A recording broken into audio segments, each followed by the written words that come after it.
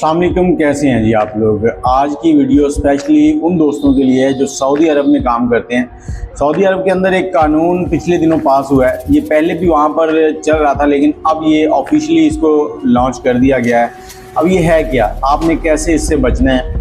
इसमें सबसे पहली चीज़ जो आती है वो ये है कि कोई भी शुरता जो है ना, पुलिस वाला वहाँ का जो कि गवर्नमेंट में है मुलाजिम, वो आपसे आपका मोबाइल जो है वो चेक कर सकता है।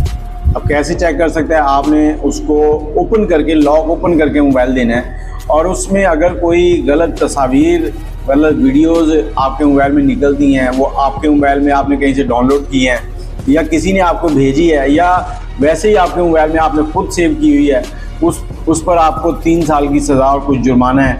और दूसरे नंबर पर आ जाता है कि अगर आपके मोबाइल में कोई भी मेडिसन या किसी भी चीज़ की तस्वीर मिलती है, वो ऐसी मेडिसन है जिससे नशा आता है, नशे के लिए वो इस्तेमाल होती है, कोई दवाई भी है, किसी ने आपको तस्वीर भेजी है या आपके मोबाइल में तस्वीर है, ख़ास तौर पर जो उम्रा करने के लिए जाते हैं, इनको नहीं पता होता कौन सी मेडिसिन किस मामले के इस्तेमाल में आती है।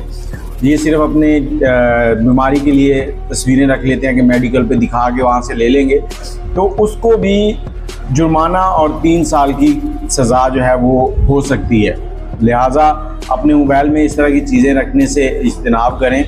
और उसके बाद अगर आपके मोबाइल में किसी भी किस्म की कोई बैंक ऐप खुली हुई है, मतलब मोबाइल मेरा है और मेरे मोबाइल में मेरे किसी दूसरे पर्सन की, किसी दोस्त की ऐप खुली हुई है, उस पर भी जुर्माना है। मेरे मोबाइल में जो भी चीज़ें होंगी वो मुझसे रिलेटेड हों तो ठीक है, नहीं तो उसकी बाद जो अगर कोई और चीज़ आती है जो किसी और से रिलेटेड है तो उस पर मुझे 3 साल कैद और जुर्माना हो सकता है।